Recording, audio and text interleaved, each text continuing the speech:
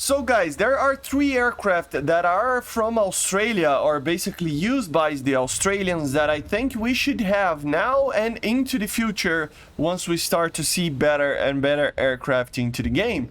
We are going to basically enjoy the moment with the Moments of Valor video and the Australian, holiday and everything that we had yesterday. To talk about 3 aircraft that are basically needed, maybe for the British tech tree even, to be added to the game so that we can have some options out there, and especially some options that are used by the Australians, right? So we start off, I don't want this video to be too draggy.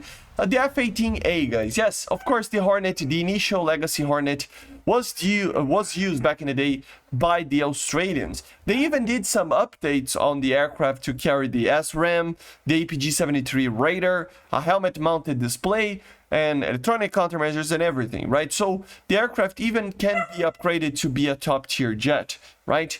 At the end of the day, they can add it as an earlier machine with older missiles, older stuff in general, older radars and everything, or even an upgraded one with better stuff that can be added right now as a 14.0 or on the very least 13.7, right? So the F-18A is obviously an aircraft that the British wouldn't receive unless they get added as a third-party nation, basically, another nation that it's getting added there, or another vehicle that it's getting from another nation in that tech tree. So the F-18A, the first Legacy Hornet, can be added here. But not only that, in the second position, I would like to call the F-18F. Yes, not only the F-18A, they did use and are still using, if I'm not mistaken, the F-18F, which is the B-placed version of the Super Hornet.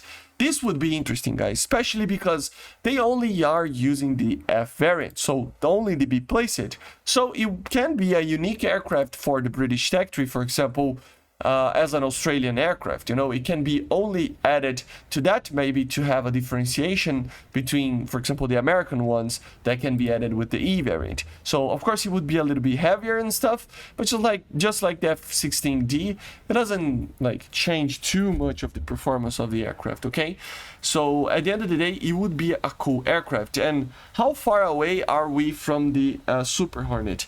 Well, guys, that's the thing. With the Eurofighter and the Rafale, I think the Super Hornet could even be added right now, and it wouldn't be a problem. Of course, I don't see it being added before the Legacy Hornets, but at the end of the day, the performance itself is already there.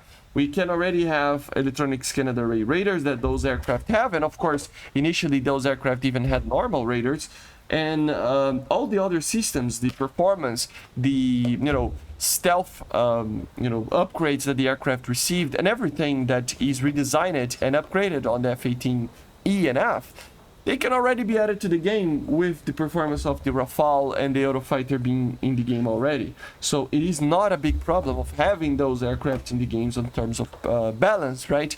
And of course, if the Americans receive one, why not add the Australian F variant as a British aircraft? I think it would be very, very cool, right?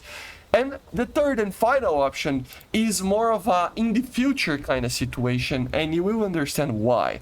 Well, 5th generation jets will probably be added at a certain point to the game, right?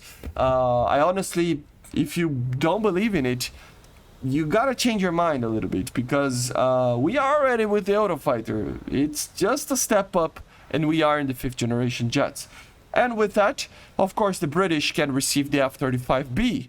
But remember, the B variant, although it is very interesting because it can do the VTOL and stall and everything, at the end of the day, the performance of those aircrafts is a lot lacking compared to the A, for example, or even the F-22 and some other 5th generation jets, right? So the idea here is that the British will, I don't think, ever receive a better version of a 5th generation jet, and this is talking about into the very long future, right? So the only aircraft that they can receive for now is the F-35B, but what if they can have the F-35A, the Australian F-35A, with the best performance an F-35 can deliver, but being the British tech tree? It would have everything that the F-35 can have, and the best possible performance being an Australian vehicle. So, yeah, basically this would be it. I know it's not a lot, but these 3 aircraft, although they are American made, they are going to be aircraft that are kind of needed for the British to remain competitive, maybe, you know.